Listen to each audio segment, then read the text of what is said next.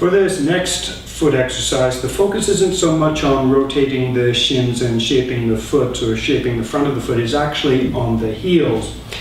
And the heels consist of two bones, the calcaneus and talus. Can't remember which one's on top. But at any rate, what's more important here is for you to feel the sides of the ankle, the heel bones, one on top of the other. And then the exercise is simple. So instead of focusing on the front of the feet and rotating the shins, it's simply on focusing on the heels and trying to straighten the heels. So you're trying to stack the bottom, the shin bone, the main shin bone, the middle bone, and the bottom bone all on top of each other. And what you'll feel is tension either side of the ankle. So it can be a simple relaxation, and then gradually try to straighten or stack the heel bones, and then relax. Now from the front, what you'll notice, what you may see in me, when I'm focusing on stacking the heel bones,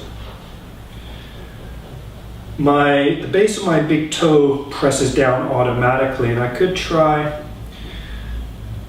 Actually, if I concentrate on keeping the base of the big toe, this part right here, relaxed, so I'm not activating along here, I'm trying to keep that relaxed.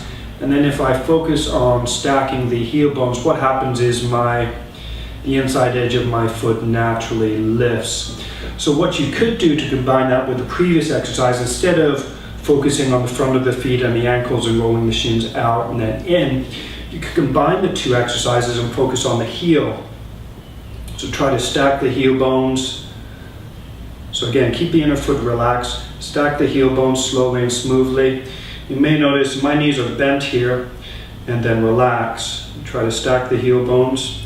So if I do one foot at a time, if I stack this heel bone, my knee automatically points to the front. And then if I stack this one, trying to create even tension both sides of the ankle, and my knees point straight ahead. And what happens here now is the inside edge and the outside edge of my foot have even tension. So you can try that in isolation.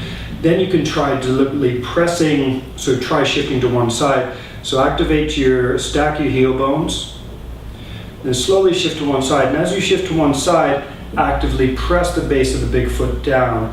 Try to find minimum tension. So don't try and drill it into the floor. Find just enough tension to press it comfortably into the floor.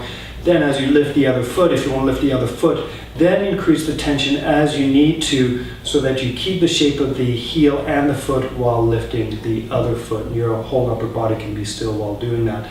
Then put the foot down, relax, and this knee is bent, and then shift to the other side. So do that from the side view. I'm going to stack this heel bone, and I can't help but notice that the base of my big toe is automatically pressing down a little bit all well. So I'll stack the heel bone, I'll let the base of my big toe press down, then I'll shift to the side. I'll keep my foot active, and then I'll press down through the base of the big toe even more as I try to lift the other foot. And what may happen, depending how much tension you apply to the base of the big toe, so I'm shifted to one side, so here I'll stack my heels. What may happen, there may be a slight inflection of the knee. The knee may slightly move inwards. I would suggest that's all right. But notice what happens. Notice the sensation along the inner knee, perhaps the outer knee, as you lift the foot. Notice, are you keeping the heel bone stacked? Also notice the tension in the base of the big toe. One thing to be aware of with these exercises, and you can practice that previous heel stacking exercise both with the knee bent, and try it again with the knee straight. So try and stack the heels. That's a little bit different here. It feels like the base of my big toe is easier to keep relaxed. And relax, stack the heel bones, relax, stack the heel bones, shift to one foot. And actually what's happened here my weight is back. I'm actually balanced more on my heels, so the fronts of my feet can lift. So rotate, stack the heel bones, create tension either side of the ankle, and then shift to one side. And here, because my weight is even on my heel, I don't have to press down through the base of my big toe that much. So that's something else to be aware of when you're doing this exercise. If you do it with the knees bent, So automatically with my knees bent, my weight moves forward. So I'm going to try with my weight back over my heels. There I'm going to stack my heels. There the base of my inner toe still feels light on the floor, like it's not pressing down. So from the front, here it is with my weight shifted back. I'm going to roll my shins out. So I'm going to stack my heels, I should say. And my toes are remaining light on the floor. If I shift to one side, the weight is still on my heel. I can lift. All I'm doing is keeping my heel stable, my heel bone stacked, and I'm not pressing down through the base of my big toe. So what I was going to say earlier, when doing these exercises, the goal isn't to maintain tension at all times. It's rather learn to feel the difference between when your feet are relaxed, when the front of your feet are relaxed, when your shins are rolled inwards, and when your heels are relaxed, unstacked. But also learn to feel when you stack your heels, recognize the feeling of tension either side of the ankle. So right along here, both behind the malleosus and in front right here. So learn to recognize those feelings of tension so that you can create them at will and so you can relax them at will. Likewise, when pressing down through the base of the big toe, recognize the tension that you create in your foot to create that action, and then also learn to turn it off at will. Why? Because I don't think your feet are supposed to remain stiff at all times. They're mobile, they've got all those bones so that they can move and take different shapes. But when you're doing yoga, if you're doing squats or back bends or whatever, any position, you may find it advantageous to be able to change the shape of your feet. Why? By changing the shape of the feet, you change the direction of the knees pointing. You might allow the knees to point in, you might allow the knees to point out. I'm not saying that the ideal is to maintain the knees pointing in the same direction as the toes at all times.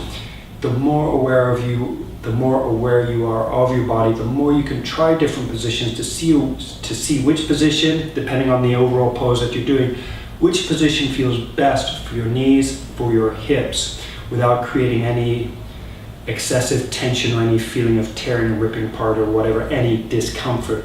What position feels best? What allows you to use your muscles in the best way possible to do that pose with the minimum effort while still keeping all of your joints in a healthy condition that will last a lifetime. So continuing with the heel stacking exercise, one thing to be aware of, if you're walking, for myself, what I find is when I stack the heels, when I activate the feet, what it feels is like my heel bone is slightly slanted. So when I stack my heels, it feels like I'm riding on the outside edge of my heel. And I don't know if that's supposed to be like that. That's something you can play with. It's stacking your heels. You may notice that you're riding on the outside edge of your heel. Then if you relax, you might find that you can find a position where your heel bone, your bottom heel bone feels flat on the floor. But in that position, because I have tension in my hips, it feels like it's affecting the inside of my knees. So if I relax the hips, that feels better on my knees. And I'm not saying this is a good position or a bad position.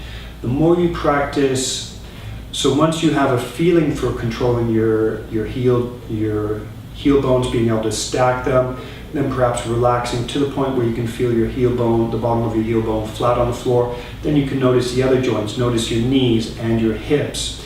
If your knees feel uncomfortable, instead of just adjusting your feet, maybe notice any tension in your hip joints and see if relaxing that tension makes your knees feel better. So whenever the knees are in question, you can focus on one thing. You can control the feet, so control the feet and relax the hips. But the other thing you can do is control the hips, and if your knees feel uncomfortable, relax the feet so that the tension in your knees is more balanced so that there is no discomfort. And one final exercise. So one of the previous exercises with the deliberately rolling the shins out, one of the exercises was doing it with the heel lifted.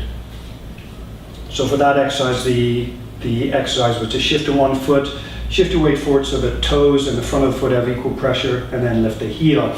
Now for this exercise too, what you could do, instead of focusing on the front of the foot, you could focus on the heel. So with your weight shifted to one leg, weight shifted forward, heel lifted, you could try stacking the heel bones. Even though they're not on the floor, what you can do is focus on the feeling of tension on either side of the ankle. Try to make that roughly equivalent, and then lift the other foot and balance. And right now I feel my toes are pressing down with a little less pressure. So what I can do is shift my weight slightly forward so that my toes have more pressure, so it's easier to stay balanced. Lower the heel down, shift your weight back, shift to the other side. And you can play around with it. Try stacking your heel first, then rocking forward and then lifting your heel, keeping the heel bone stacked, lift the other foot. Or you can do it, first shift your weight forward, then, shift your weight to the side, then shift your weight forward, then lift the heel. And then with the heel lifted, try stacking the heel bones. Try both options, practice both options so that you can do both equally well, and then lift the other foot while staying balanced on the other foot with the heel lifted. Someone asked me a question about they had flat foot. I don't know if they have flat feet or collapsed arches. Is it safe to do squats or one-legged squats with flat feet?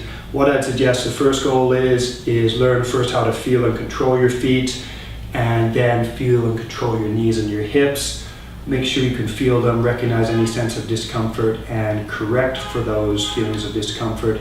And then with that awareness, you can work towards doing squats or one-legged squats with relative impunity. This is not to say just doing them, but doing them while feeling your feet. Are you keeping your feet active? Do they need to be active? Do they need to be relaxed? Does the front of the feet need to be active? Do the heels need to be active? Do the hips need to be relaxed or active? And in what way do they need to be relaxed? There's a lot of stuff going on. But at any rate, if you can at least keep the feet active, and if you can move slowly and smoothly with control, doing squats, doing one-legged squats, then it should be, I'd say you maximize your chances of being able to do squats without messing any of your joints up. But the key is, if you feel pain, change what you're doing, or change the way that you're doing it so that there is no pain. What there is instead is a feeling of light tension that gives you sort of like a feel for your body. There's no slack spots, no sense of emptiness, but there's enough tension in your feet, your knees, and your hips that it gives a good feeling so that you can easily control all of those joints without too much tension or without any discomfort. Hope that helps. If you have any questions, please use the comment form on my website, sensationalyogaposes.com. Thank you very much for watching. Namaste.